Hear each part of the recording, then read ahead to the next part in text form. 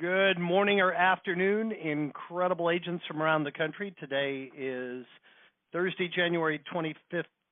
I started to say 2015. Thursday, January 25th, 2018. And this is Mastermind call number 161. And my awesome partners, Tim and Chad, are out at Inman Connect in New York City. They may want to give you just a quick review of some of the things they've run into there. And we've got 4 people in the queue. We've got room for more, guys. Just hit *6 and hit 1. And let me go around the horn. We'll start with Tim. Tim, anything you want to share with the group? Yeah, just I think anybody who wasn't at Inman, and of course it's a relatively small group, I can tell you that the industry that you're in has never looked brighter and had more exciting things going on in it. And I think that's the key message that I certainly took away from that meeting. And I think Chad will back that up. I'm going to let Chad give you a better summary of what went on there. But I think the most important thing to know is that the breakthroughs that are happening in the industry in terms of technology, artificial intelligence, machine learning, basically just cool stuff. You are at the beginning of a new era in the industry that we're in. And I think you should be really excited about that, and I urge you to do whatever you can to educate yourself. We're going to do a much better job of educating you about some of the new cool things that are out there, but we certainly saw some things that were mind-changing in terms of where we're heading with some of the things that we do. We get a lot of praise from you about doing a good job of making your lives easier, but we've seen a lot of things that are going on that we can certainly embrace and wrap into what we're doing that are going to make them even easier. So look forward to some additional cool stuff, and I'm going to turn it over to Chad and let him take a whack at kind of giving you a quick rundown on what we saw. Yeah. Well, I have sat through pretty much every session and every speaker since Monday. I've been glued to a chair. I tell you that the common thread that I see running through this, this is a very tech-heavy event, and it's all about the next big thing and where trends are headed. What's really interesting, both at the vendor or tech provider level, as well as the agent and broker level, success, the common denominator to success and really differentiating yourself and growing consumer. And that's been, I don't know, it's great validation, I guess, for our business model. We try to focus. Chad, the very end of your sentence, you got to what it was, and then at the end of your sentence got blanked out. So I don't know if that was that ambulance going by or what, but we lost you just for about 3 seconds there. Would you repeat that, please? Yeah, so the common thread to success that I'm seeing both at the agent level and at the company level, like at a vendor level, is the focus on the community first. And a big part of what we teach you guys and the way we treat this company is really putting the consumer first. So we designed a system to help you better serve your community. And within that system, we teach you how to put the consumer first, like the personal representative. All of our teaching is designed around helping them. And no matter how tech-laden and innovative and new something is, the things that are really working for people across the country are the ones that put your customer first. And that was something that was really, I don't know, I guess reassuring and gave me validation kind of on our model. No matter how progressive and tech-forward companies are, the ones that make it are the ones that actually focus on customer service first. And that comes through in everything we do for you guys. So, if we make something more efficient, the outcome is hopefully to provide a higher level of service to your clients and your customers. But so anyways, that's one of the biggest realizations for me is, companies come and companies go, as do our peers and agents and brokers. But those of us that are here to stay are the ones that are serving customers first. And we use all that stuff Tim talked about, all your technology and the new tools and AI to make us more efficient so we can provide a higher level of service. But, and if you've never been to Inman, it doesn't really benefit us, but it's 4,000 of the most service-oriented and progressive-minded professionals in our space. They do it once a year here in New York, and then once in San Francisco. So if you have been in the industry a while and you're looking to kind of stretch yourself and expand your horizons, this is a good place to do it. San Francisco is in, I think, July 16th is the next conference, the next Inland Connect. Excellent. Well, I can't wait to start implementing all the ideas and all the things you've been exposed to there. Great job, guys. Appreciate it. In the meantime, my partner Tom and I have been back in Florida holding down the fort. Tom, anything you want to share with the group? I just want to always remind everybody that if you need anything, just we're here to help, and you can always get us by sending an email to support@alltheleads.com, or if you're in your account, go to the support tab and contact us. Just document what you want, and we'll assign the tickets to the appropriate people to get right back to you. So don't hesitate to reach out. Excellent. And we have 4 people in the queue this week. Looks like we lost. Oh, no, you're there, Jim. You're still there. Jim's up first, and then we've got 3 behind him. Again, guys, anybody else who would like to participate, we've got time for, many more. Just hit *6 and hit 1. And then we're going to start off with the indomitable Jim Forsythe. Jim, you're up. How's that for an introduction? You there, Jim? Well, you're going to have to repeat it, Jim, because when you hit the unmute button, then I lost what you were saying, good or bad about me. It was all good. You've just been saying you're a long time customer who shows up on the calls and contributes and participates. So we really appreciate it. You always got some interesting questions or insights. So fire away, my friend. What's up? Okay. Well, you and I were talking, I think yesterday or the day before, and you asked me to come on and bring this up. It's a subject that Chad and I have discussed at some length. Still not totally positive how it may work, but at some point I'm going to also be working the Gulf Coast and Mississippi, Alabama, possibly Florida. And down there, there are a lot of people that have second homes. And, of course, when they pass, they don't always live in those areas. They live either out of county or, more in particular, they live out of state. So my question was, is there a way, like having one of the counties on the coast, to know when someone passes that does not live in that county but lives in a different county in that state or a different state? Or is there a way that we'll learn when they pass? Do they have to file probate in that county as well as in the county where they live? So basically that was the question that I wanted to bring up and see what Chad had to say about it. So I think this must be state specific. It may be state specific. I'm obviously not a probate attorney, but what I've been told is that you must file probate in each place that you owned assets. So if you own real estate, if you don't have a trust and you don't have any of the exemptions of probate, let's just say you had a place in Memphis and you had a place in Gulf Shores. You would need to file probate on your last known address, the county you lived in. You would file probate in Memphis. Now, I've been told that you would also need to file probate in Gulf Shores because you had an asset in that county. However, when Jim was actively doing this, he uncovered a listing where a guy that had a condo in Miami, 2 other pieces in Florida, one in, I believe, Myrtle Beach, and one in Virginia. And Jim, if I remember correctly, he only filed probate in your county, right?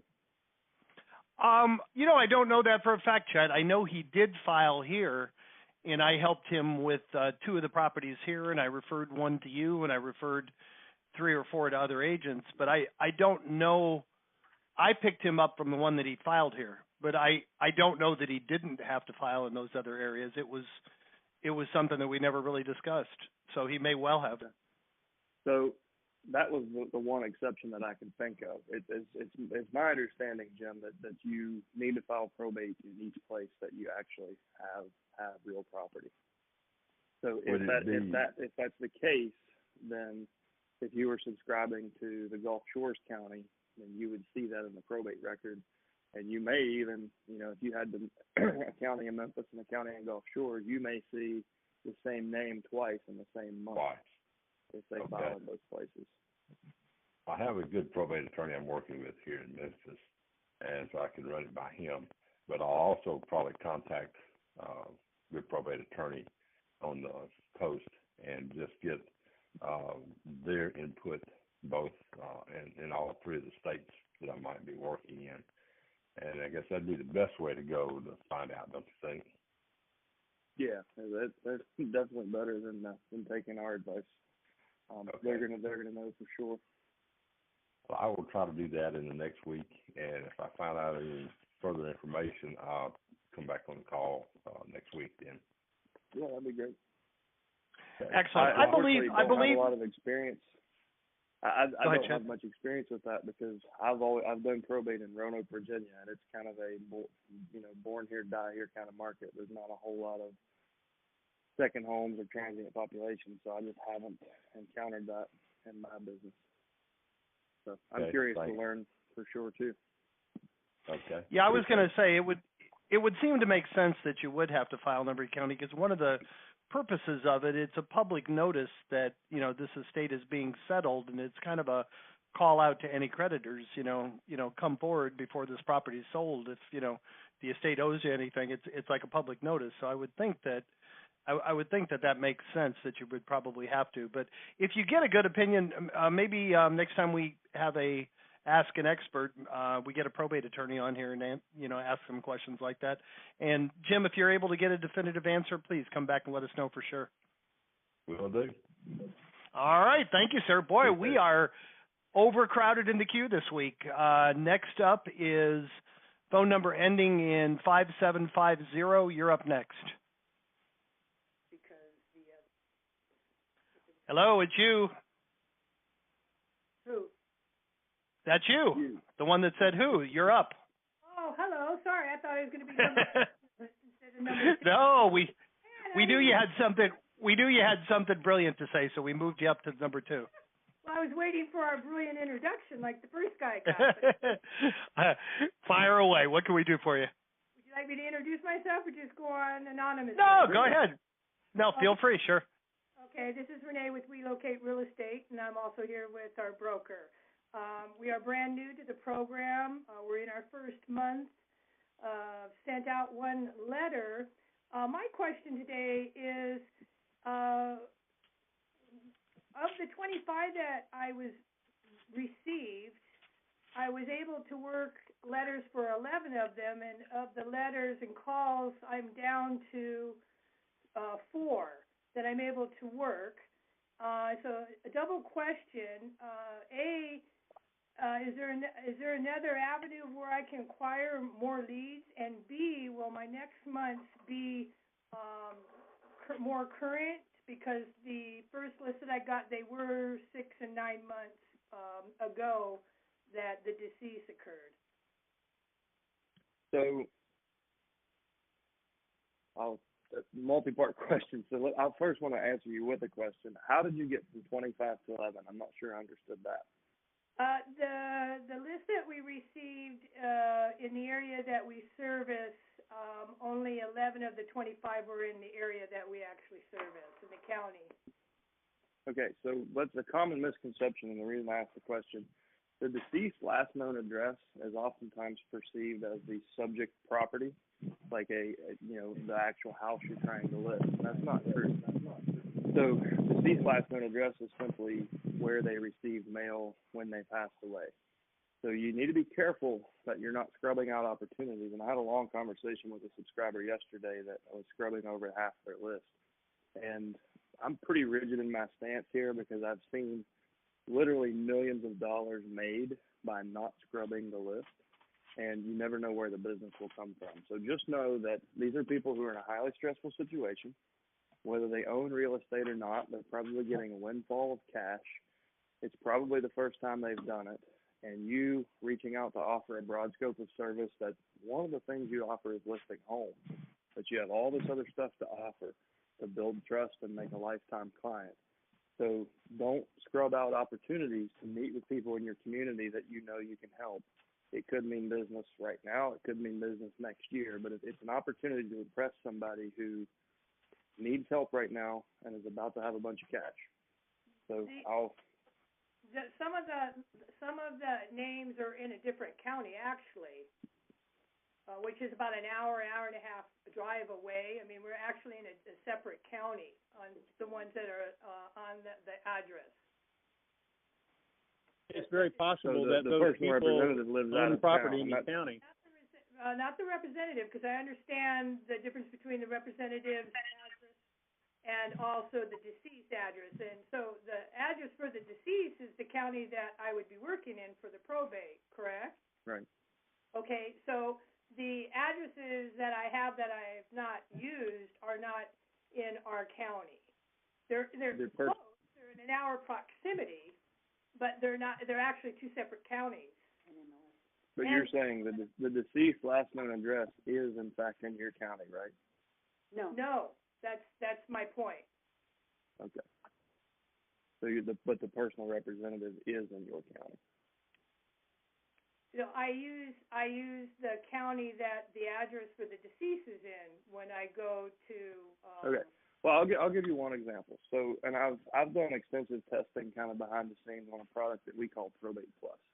And basically what I'm doing is through big data, I'm looking at 3,143 counties to one deceased and one personal representative. What I've found in that, for example, we pulled LA County, and there were 12 deceased last known addresses that had apartments, and they were kind of spread across the county. Of those 12, all 12 of them actually owned real estate somewhere in the United States. And the range of that, the value range was $250,000 to $2.5 million on those 12 assets. Well, it was more than 12 assets. One owned actually 13 different pieces of real estate. So what I've learned from looking at this with more data than you have access to right now is that you never know what you can possibly uncover in these situations. So especially with a small list like yours, I think best practice is consider it a set marketing cost. It cost me $4.50 to mail this person 3 times, and I never know what I might find. Absolutely. And absolutely. So that's my advice to you. Pull the trigger, send the mail, and make the phone calls, and just have a servant's heart. You'll make money somehow. We've seen it over and over and over. But it's ultimately you'll make that decision whether you scrub or not. The next part of your question, how do you get more opportunities? Most people come back to us after their first or second campaign and say, you know what, let me grab the counties around me. So if you're depending on the size of your sandbox, like what the footprint of your business is, if you work those other counties or if you would like to, you can buy more data.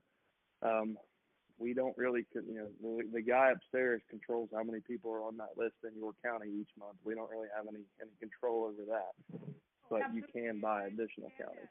I was just wondering. And if there was any one other thing. I can do. Yeah, one thing I was going to add real quick. I don't mean to interrupt you. If we have it, we could go back and get you historical data in your county also. If we have it, sometimes we do, sometimes we don't. So send an email, because sometimes the lists from 3, 4, 5 months ago, those people, a significant percentage of them have sold, but the ones that haven't are now really ready to do something. And then also, Chad, did you want to address? Maybe you're getting ready to do it. Her third question about the deaths being like 5 or 6 years ago. It sounds like she's screening those out. Okay. Oh, okay. Go ahead, ma'am. Months. Okay. I'm sorry. Did you have another comment first about what we were talking about, and then we'll get to that? This is Jenny Shook, her broker. So am I hearing that the data that you give us is basically pretty inclusive? It includes most people that have died in this area? It includes everybody who had to file probate. And understand that's pretty much everybody who does not have a living trust or anyone whose estate is worth more than X dollars. Most states, that's $100,000. So if you have a living trust, you don't have to probate. If you have an estate that's worth less than $100,000, you typically are exempt from the probate process. Pretty much everybody else has to go through the process, and we're giving you all of them. So we're extensively, we go to the courthouse every 30 days and pick up where we left off the last time our researcher was there. and get every single available lead on the public record. And I fully understand that and appreciate that, and I am no means trying to put this towards what program I'm working on for the leads, as much as I think my dilemma is, and for the advice was, is I realize I'm in a very small town and a small county. And so really I was just wondering what there could be, if anything, that I could do to enlarge that. But I think what Jim said is probably the best advice I could give you too. We've found, and especially since starting the ISA program where we make calls for you guys, we've been able to have a little more control over, we've been able to see results more and be able to quantify stuff. So what I know is in the last 90 days, we've been able to list houses all the way back to 18 months by cold calling. And these are lists that didn't get worked. People signed up. They didn't do anything with their data. They invested to call backwards. And we've listed houses from 1 month to 18 months from the probate filing, not from the death. So there's definitely opportunity in the, quote, old data that you have. Sometimes it can even have higher conversion rates because there's so many variables in this situation and so much emotion that different people move at different paces. And I've listed dozens of houses where people call me 3, 6, 12, 24 months after they got my last letter. And I've completely forgotten about that list, but they held on to the letter. So there's definitely value in that data. We've even considered a product that we might call seasoned probate, where we go back through the old data, scrub it for, anything that's ever shown up on, MLS or public record transfers, and then give you everything that hasn't. That's one of the directions we're headed with additional products. So I would encourage you to at least talk to Jim about that. There is a discount for historical data. Jim, if you want to speak, I don't really know what that is even. We can sell you historical data at a discount. Yeah, definitely. Just send a ticket to support. I'll go back in your county, see what we have, and I'll give you a call right back. Let me make one other quick point. And this, Jenny, you're talking about expanding your horizons a little bit. I mean, I know the county that you're in, and you had mentioned that some of the market that you were looking for, they might or might not be in your county. But I think if you take a look at this, and as you become successful working in your county, the easiest way to do this, obviously, is to expand whatever you can. And I realize you're in an area where you can drive long distances and not find a lot of people, but you may want to expand into a surrounding county that may have more market as well. And certainly we'll be glad to work with you to make that financially advantageous for you to do. So we'll do anything you can to make that happen. The other thing is that as we add more product offerings, product lines, which we'll be doing this year, you'll certainly get first crack at, the other things that we're doing, because we're going to add some additional depth to the things that we're actually pulling out in your market, and we'll be able to offer you some additional opportunity in the same area. Awesome. That sounds wonderful. I appreciate your time, and thank you for your answers. Okay. Yeah, before I get to your last one, I do want to say one other thing, guys.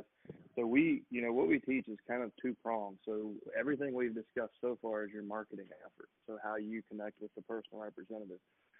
The other side of this, and equal opportunity, is the referral arm. So building a referral network with probate attorneys and other professionals in your market. So you should do face-to-face visits with each of the probate attorneys that show up on your list. Help them understand, just like the PR, understand that this is a very broad scope service that we're providing, and it's laser focused on the problems of your clients.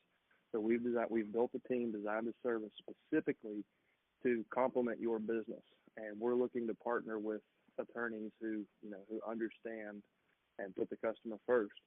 A good way to break into that is if you take your past client list and go down the list and say, how many of these folks did we help set up an estate plan? So far, I've never met a real estate agent or broker who could tell me that they even recommended that for one of them. And every broker that I meet, I say, how many do you think should have that? Well, all of them.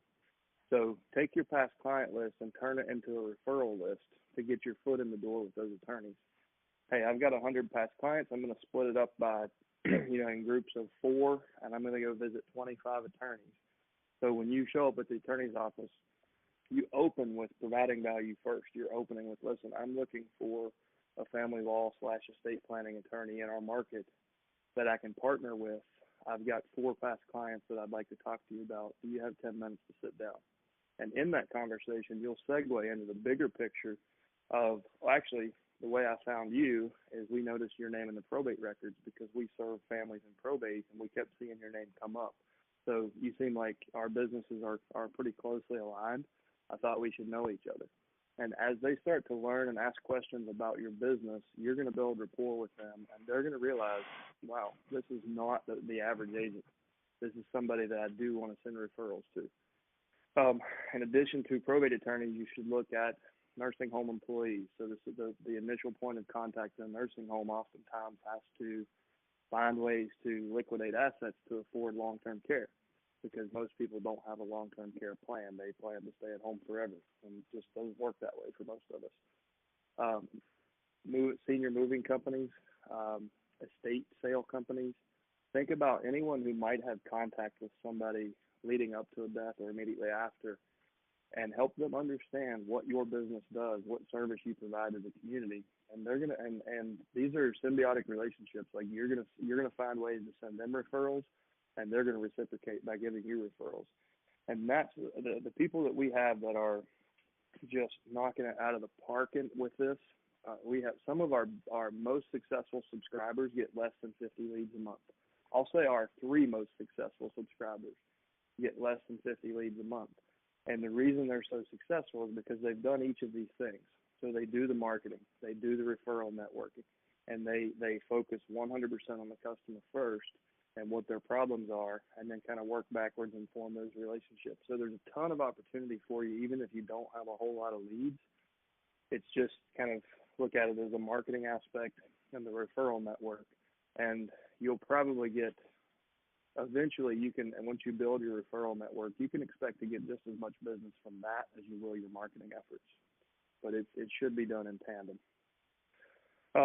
Getting to the last part of your question before we move on. So the date of death, it really has nothing to do with the date of probate filing. It's really up to the family when they file probate. What we find in tracking is it's a median of 68 days from the date of death until the date of probate filing. Now, that means that half of the world does it faster and half of the world is slower than that. I've had them go all the way back to 1983 in my market. I've seen a lot of them that were 2, 3, 4 years. If they get that far, it probably means that the people they didn't know what they didn't know. They didn't forget to file probate. They didn't know to file probate. So someone didn't tell them that, or they didn't hear it when they were told, and they just moved on. And eventually they go to refinance the house or sell the house or do something, move the stock portfolio, and they find out like that kind of throws a red flag, and someone says, oh, wait, you didn't probate this estate. You have to go back and retroactively do that.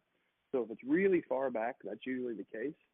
And I've talked to several probate clerks who confirm that. They say that, when you see that, it usually means somebody came in and X number of years ago, they didn't even understand what probate was. If it's 6 to 9 months, like you said, then it probably means people are moving at a different emotional pace in your market.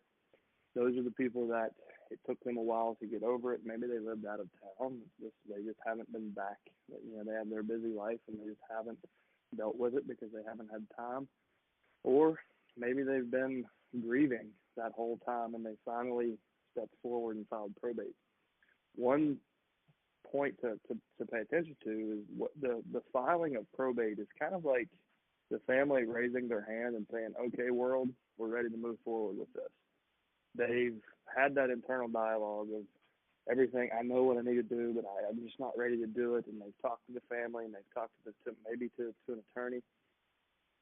And finally, something happened where they got in their car, they gathered up all that paperwork, and they drove down to the courthouse and took that first step. So that's kind of the signal of, okay, we're ready. So even if it did take them 9 months, they're probably emotionally and business-wise, they're in about the same state as the person who filed probate a month after the death. So there's what I'm saying is it's the same opportunity regardless of when the date of death was. I didn't mean the date. I was not pinpointing the dates for that as much as what I was running into, because I did make the phone calls and send out the letters, of course, was that they had already handled things and had taken care of everything and had the house listed. And in fact, 3 of them, the house probably was with an agent. But based on my experience, I would say probably a quarter of every list will be that. Gotcha. Because they had to, they knew mom and dad were never coming home. They had to liquidate assets to pay for care, to afford the in-home care or the nursing home. So probably a quarter of the people on the list will have been proactive and liquidated assets because they were forced to. Okay, good. And you just right track. That's what I was just wanting to make sure of. And like you said, it only takes one. So I'm very optimistic, and I love your program and following the steps. And I appreciate all of the feedback that you gave to me. It's very valuable. Yeah. Well, thanks. Excellent. Thank you. Yeah, great dialogue. Thank you so much. We have a bunch more in the queue. Next up is phone number ending in 9115. You're up next. Yes. Hi. How you doing, guys? Hey, welcome. Thank you. First and foremost, I'd like to thank you guys for the support. I reached out. Was a little stuck, and Tom actually reached out. I'd like to thank you guys for that. And I actually made a few calls. I just started that last week, and I made a few calls yesterday, actually, in the morning. And, I got a whole mixture of different things, how to just get it out. So it was a good experience. One of the things that I was talking to Tom about is, struggle a little bit. I guess there's another agent that's part of our team that also has the same county. And so, a lot of the feedback that I got from the folks that I were calling was like, oh, you're the second person that's calling me on this, and, stop calling me. And, they were just a little bit irate, which I get it. It is what it is. So, and I guess this leads to my next thing is there a possibility maybe somewhere down the line where you guys can maybe offer by zip code or offer some type of service? I mean, I use, other, lead generation, there's realtor.com, all these other companies that are out there, but they do offer some exclusivity per zip code. So I don't know if I'm asking you guys, is that something that you guys can potentially bring forward to the table? So here's the answer to your question.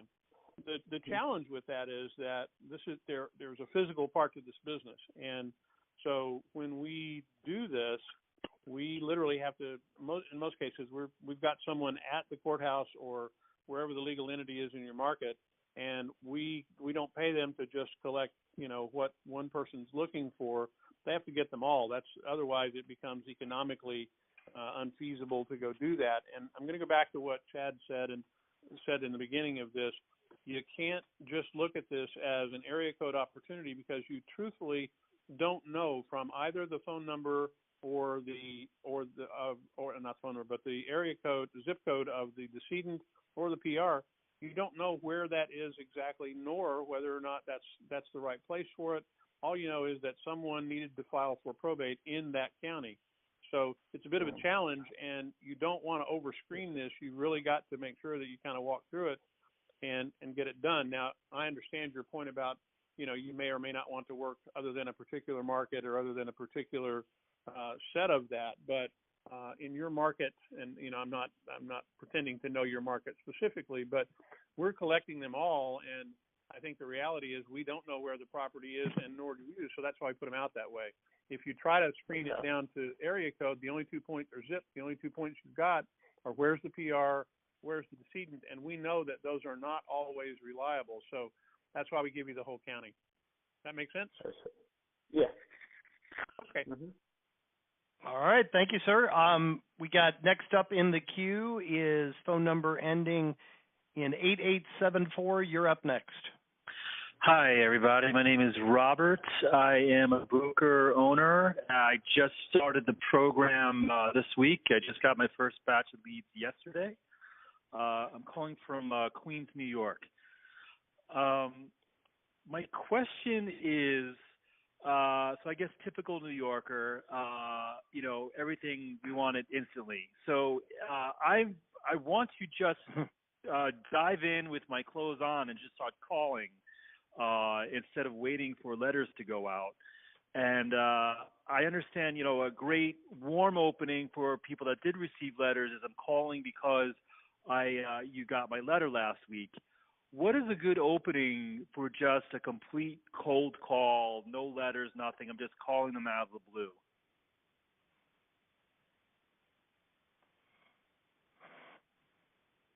Hello? Chad, you there? Sorry, I was talking to myself. I was on mute. I figured you were. Yeah, it sounded better that way. So, I mean, we recommend, because we teach this to so many people, we recommend the letter first and then the phone call because it gives you something to reference and kind of warms the conversation. We certainly have had people that effectively call before they send the mail, and you just kind of change it up where instead of saying, hey, this is Chad, I sent you a letter last week, I'm just following up, to, hey, this is Chad, I've built a team of professionals here locally that focuses on families who are going through probate. And as part of that, we go to the courthouse and we pull records and we notice that you were an executor. Have you got a couple minutes to talk? And just jump into it that way and just take the reference of the letter out. You should be fine. Oh, that's pretty good. And then I guess also in tandem with my first question, the voicemail.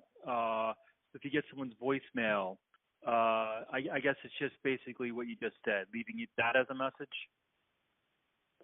I don't even know that I would go that far, but the voicemail. So what I've found with, most people don't return voicemail no matter what you say.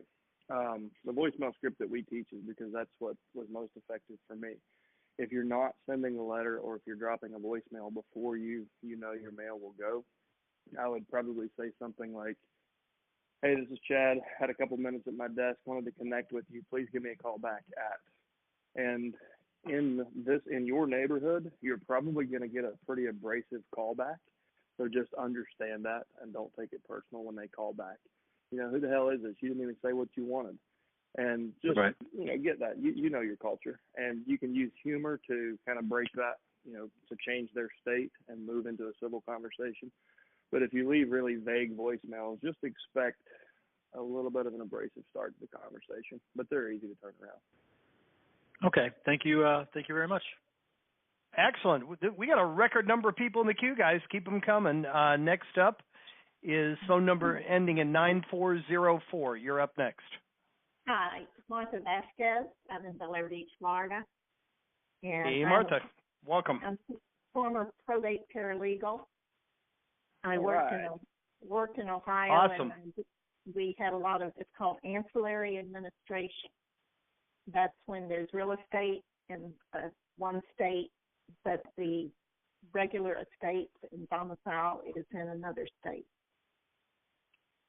We have a true expert. Thank you. Thank you for that. Yeah, so that's awesome. Martha, is Go ahead. that consistent across the country? Like, is it required to file probate everywhere that you own real estate? Can you confirm that? Well, if it's not in a trust, generally yes, because you have to have official recording who the property belongs to. And the only way to do that if the person on the deed is deceased is through probate. Okay. Thank you so much for that. Now we know. There you go, Jim. Ancillary Excellent. probate is what you're looking for. Yeah. Martha, and please, I'm sure you're adding that to your resume. Tell them, hey, I used to, I was a paralegal. I've done hundreds of these, and, I really understand the process inside and out, and I know how it's certainly one of the ways that you can help them, that the average person can't boast. So that's great. Yeah, we've always told that and we've always heard that, but it's great to get it from somebody with a personal experience. Thank you. Anything we can help you with? Any questions that you have for us? No, not right now. No. All right. Thank you so much for sharing. We appreciate it. Next up is phone number ending in 6322. You're up next. And it sounds like you're in your car or are you on a speakerphone? Are you on a sailboat? Yeah, I'm on like a headset. Okay. That sounds good. Yeah, if you can. Go ahead. Yeah, I'm gonna you're better pull now. over Go in ahead. just a second. Okay.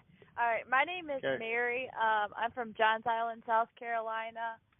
I just started with your guys' company, and I'm just curious, like, how I should go in. I'm a real estate agent here, and I don't know if I should go in as an investor or as a real estate agent. What do you think would be more beneficial to the people, or what do you think would have more success as a title? So try to stay away from either of those titles, because if you do have competition, it's going to be from one of those, from somebody that holds one of those titles, and you don't want their reputation, because they probably didn't do as good a job as you're about to. So what we found to be most effective is go in as a probate expert, or saying something as simple as, we've built a team of people here locally that help families in probate. You can title yourself whatever you want, but don't be a realtor, don't be an investor, because oftentimes that will shut people down when they think you're just calling about the real estate. So take a more broad approach. We've built a team of professionals that help families in probate, and our services really range from everything from real estate to helping get family members relocated. It really starts with us understanding your goals and your needs, and then we'll make some suggestions and give you options. What's been the toughest thing so far? So we haven't talked about real estate. I did throw it in there as like a simple mention, but it's not the primary purpose for my call. And that's how you, especially in really competitive markets, that's what we found to really get them to engage in the conversation. And then it's really easy to segue into the real estate by saying something like, okay, well, listen, it sounds like we can really help you guys. Most of the families we work with have to end up having to sell the real estate because that's where most of the wealth is held. That's usually one of the first things we address. Is there any real estate that is in the estate, and do you guys have a plan for it? And then you're in a real estate conversation, and from there you never look back. They've already engaged with you, and then you jump into real estate. But you present it in such a way of, we kind of, real estate is typically the first domino, because that's where all the assets are that we need to use to settle the liability. So there's a reason for putting that in the front of the conversation, and most people understand that and engage with you right there. Excellent. I muted her out for a second. It sounded like she was having her car worked on, so let me let her back on. Oh, yeah. Can you hear us? Go ahead. Yeah. So I don't know. I was going to send my business cards in along with my letters, so I didn't know if I should do that or not, because it says I'm a real estate agent on there. So I don't know if I should do that or not. I mean, the letter. Okay. The letter is as good as or better as a business card, right? So your contact information is on the letter. So you don't really need to throw a card in. Okay. So when I actually get down into it, should I be, listing their house as a realtor then, or should I just say, oh, I have cash buyers?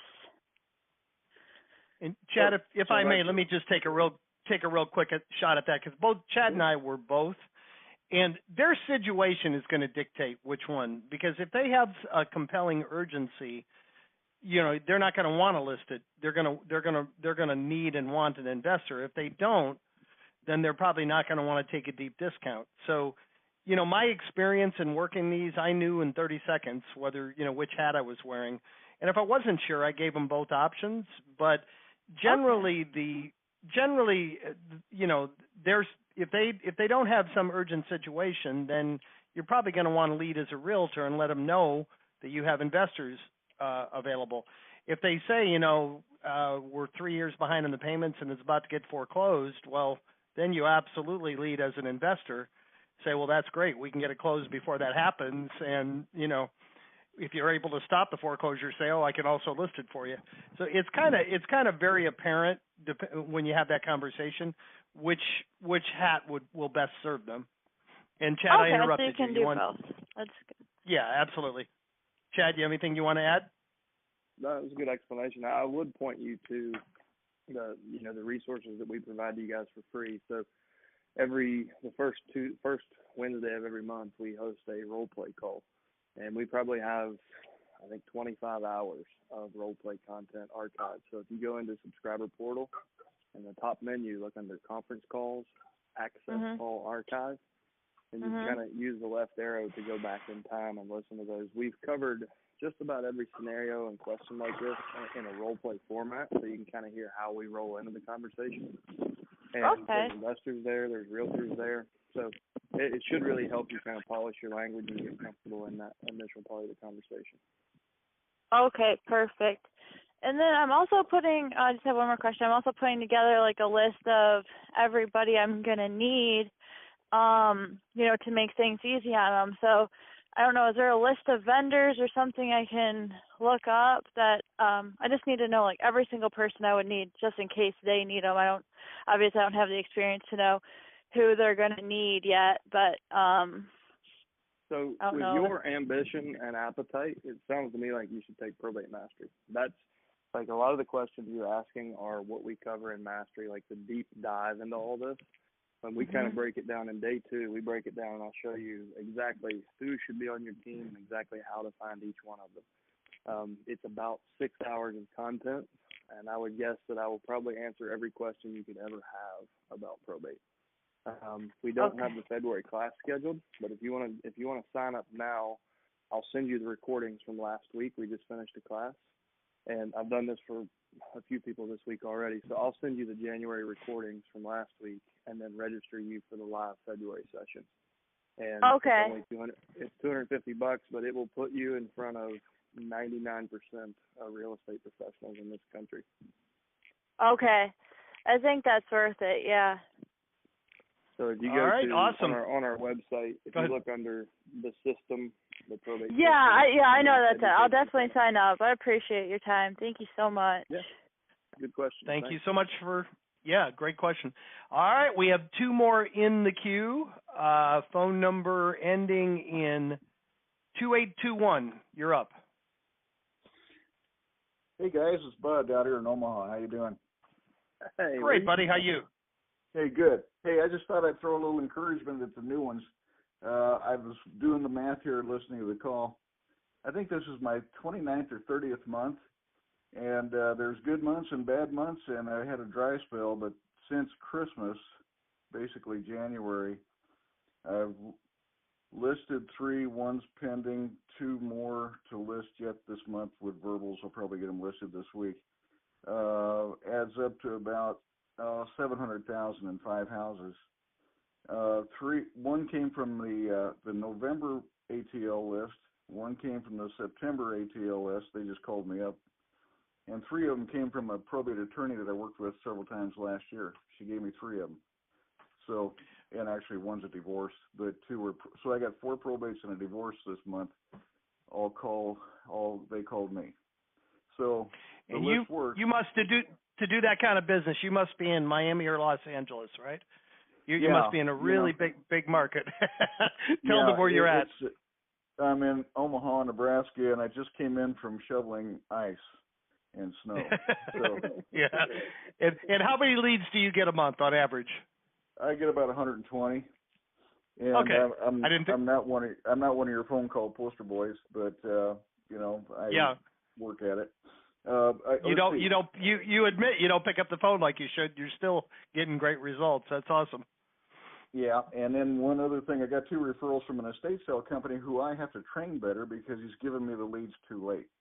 He's making sure he's got his estate sale in place and not jeopardized before he gives me their information. I got to work on that part. And the last question, I have a question for you, and that is, my wife and I work together. We've been recently invited by a law firm to create what we call a resource group. There are a few around Omaha where you have an attorney, a real estate agent, a Medicaid, Medicare specialty group, financial planner, stay-at-home, retirement placement, community placement people.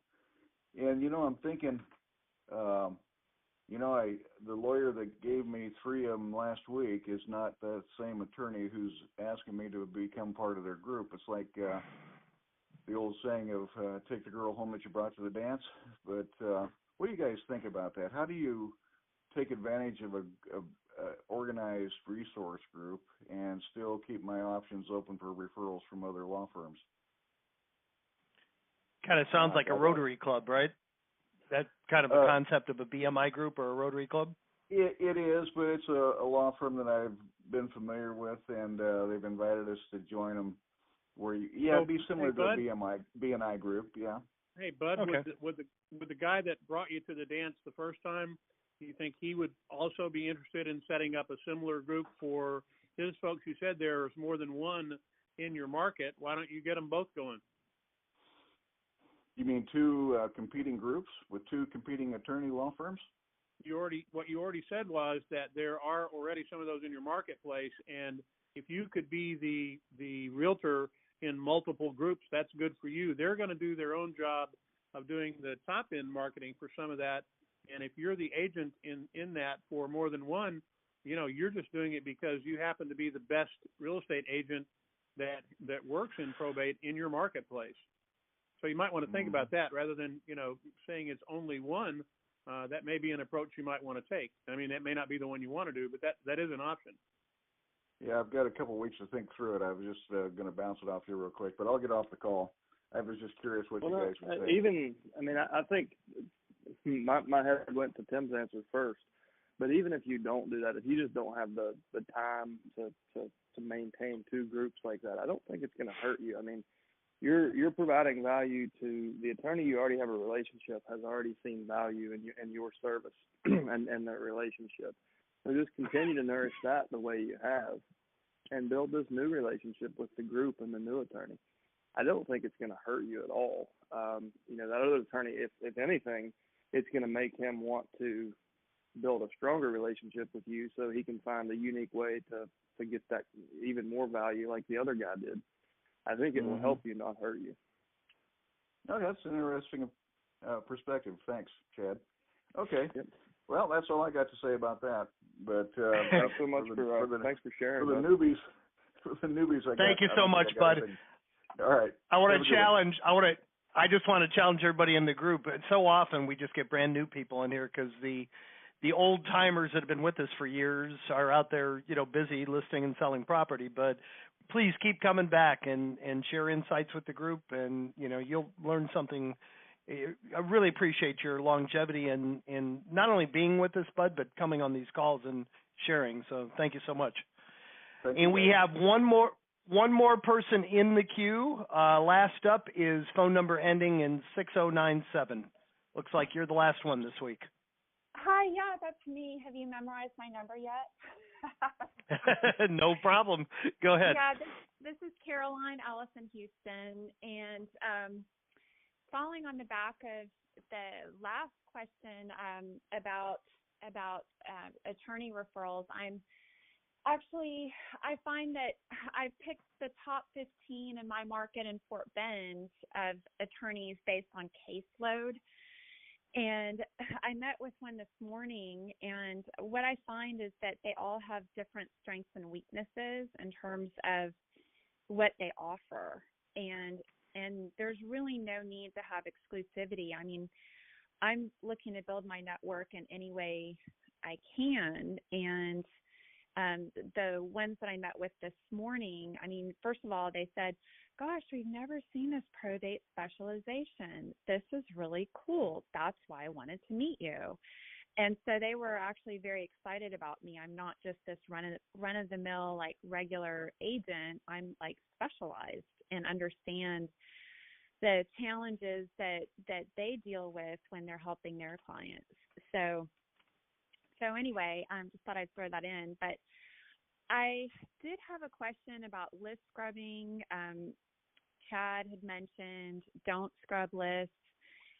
When I'm actually making contact with people and they're saying either they sold already or they, it's a husband, wife, and the spouse inherited the home and there's not really a need to sell right now. What would you do as far as list scrubbing for future mailers? Like, what criteria? I wouldn't call that scrubbing. I call that prospecting. And if you look under the option status tab in our CRM, it's built specifically to do that, to save you money. So when you have that conversation, I'll come back to the actual, maybe we'll role play that. But if you've exhausted the conversation and you know they really don't need your help and there's no way you can help them, then you just simply go into the option status tab and click exclude from mail, calls, emails. And then that takes them off of all of your future lists. So if you're doing mail through us, we will not mail or call anyone who's been opted out. If you're doing your own mail, we have an export feature. At the top of your list, you click download for mailing, and it automatically excludes all those. So you actually save, So that's just general prospecting. I wouldn't categorize that as scrubbing your list. That's, working your list, I guess is what I would say. Backing up, before you opt them out, I always encourage people to, always keep conversations going by asking good questions. So if they've already sold, it's something like, oh, that's so great. I'm sorry we didn't meet sooner. I'm sure you'd have been happy with what we can do. But listen, if you don't mind, a lot of the service we provide is actually after the sale. And we notice in our real estate division, that's where most realtors kind of let off the gas and disappear. But it's important to us to know that you don't have to go through this again, that future generations don't have to go through it. So have you guys looked at your own long-term plan? And is that something you might want our help with? And you're going to kind of shock them that you're offering to do that. Like, you're a real estate agent that's already been told you've been beat to the punch. And wait a minute, she's offering to set up an estate plan for us and then get them over to your attorney. You never know when they're going to become a buyer or seller, but you do know they probably have a pocket full of cash because they just sold the largest asset that someone very close to them owned, and they got the proceeds. So always ask that next question, and always provide that, find any way you can to impress them, to wow them, as Zappos would put it. And business comes from that. Those moments create lasting lifetime relationships and long-term clients. So before you opt them out, ask that next good question. Right. Well, Chad, so I could really use some help with role play calls that, besides just your script, to maybe do a combination of others that are part of the group, and I'm part of the Facebook group, but also like a seasoned person like yourself, or, match me up with someone who's seasoned to do role play calls that are asking those questions that I, kind of get stuck on, where the conversation just kind of stops, and I just don't know what more to really ask beyond that, because the probate process in Texas, my general impression, it's pretty quick and easy for a lot of people, especially when they have simple estates with not a lot of assets per se, right. And they're not buying the extra value that I offer.